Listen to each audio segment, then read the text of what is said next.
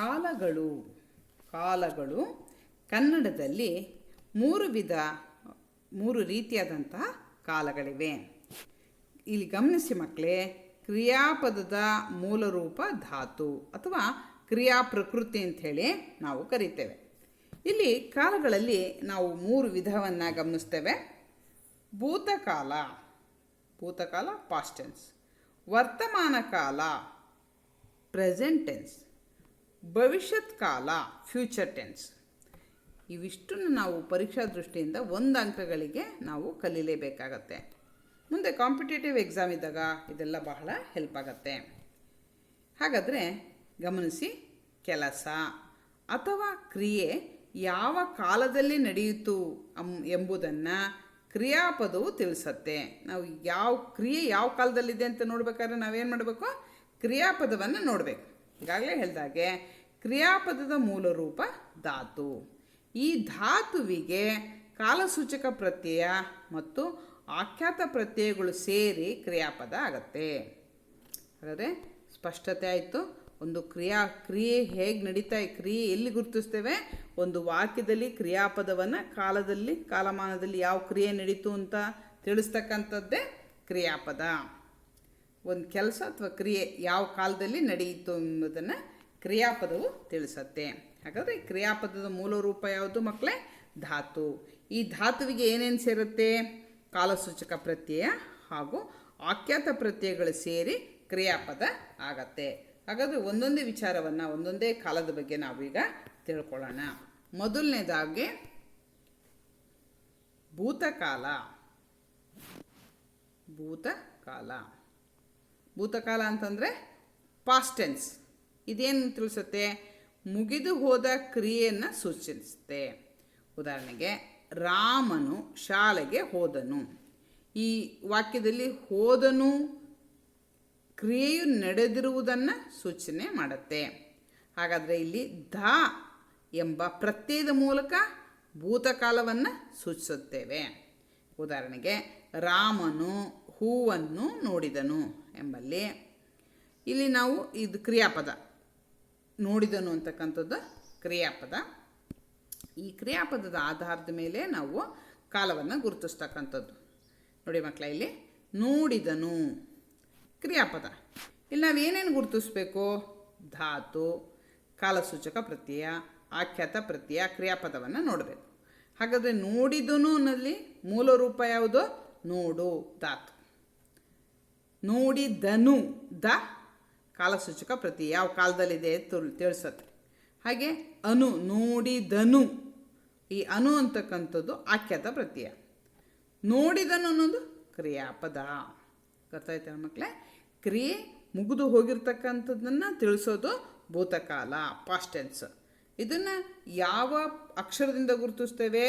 ಧ ಅನ್ನೋದು ಇದು ಕಾಲಸೂಚಕ ಪ್ರತ್ಯಯ. ಭೂತಕಾಲದ ಕಾಲಸೂಚಕ ಪ್ರತ್ಯಯ ಧ. ಈಗ ಇದು ಧ ಅಂತಕ್ಕಂಥದ್ದು ಗೊತ್ತಾಯಿತು, ಧಾತು ಗೊತ್ತಾಯಿತು, ಕಾಲಸೂಚಕ ಪ್ರತ್ಯಯ ಅರ್ಥ ಆಯಿತು, ಆಖ್ಯಾತ ಪ್ರತ್ಯಯ ಆಯಿತು, ಕ್ರಿಯಾಪದವು ಕೂಡ ಗೊತ್ತಾಯಿತು. ಹಾಗಾದರೆ ಮುಂದೆ ನೋಡೋಣ. ಪ್ರೆಸೆಂಟ್ ಟೆನ್ಸ್ ಈಗ ಕ್ರಿಯೆ ನಡೆಯುವುದನ್ನು ಸೂಚಿಸುತ್ತೆ. ಪ್ರೆಸೆಂಟ್ ಟೆನ್ಸ್ ವರ್ತಮಾನ ಕಾಲ.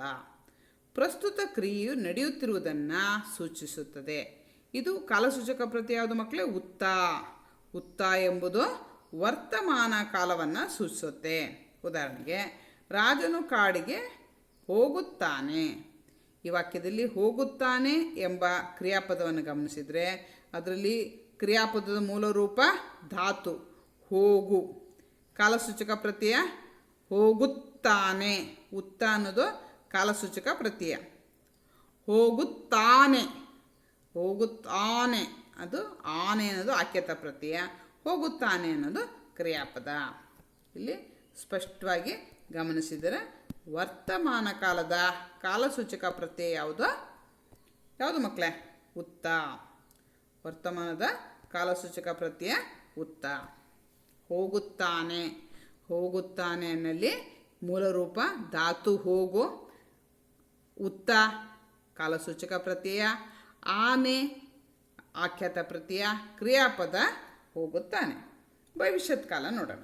ಭವಿಷ್ಯತ್ ಕಾಲ ಅಂದರೆ ಫ್ಯೂಚರ್ ಟೆನ್ಸ್. ಭವಿಷ್ಯತ್ ಕಾಲ ಮುಂದೆ ನಡೆಯುವ ಕ್ರಿಯೆಯನ್ನು ತಿಳಿಸುವ ಕಾಲ ಆಗಿದೆ. ಇದು ಕಾಲಸೂಚಕ ಪ್ರತ್ಯಯ ಯಾವುದು ಮಕ್ಕಳೇ? ವಾ.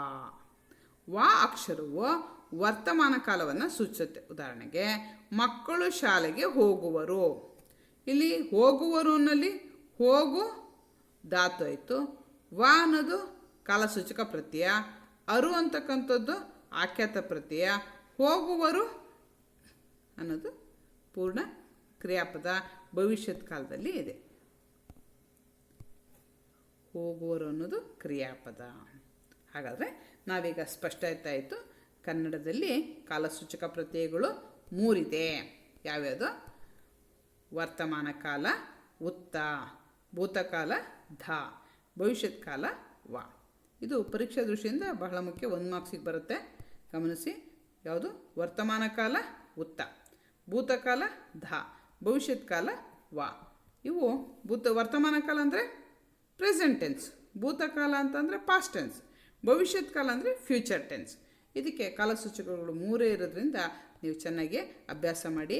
ಆದರೆ ಉತ್ತ ಅನ್ನೋದಲ್ಲಿ ನೀವು ಸಾಕಷ್ಟು ಬಾರಿ ನೀವು ಗೊಂದಲವನ್ನು ಮಾಡ್ಕೋತೀರ ಮಕ್ಕಳೇ.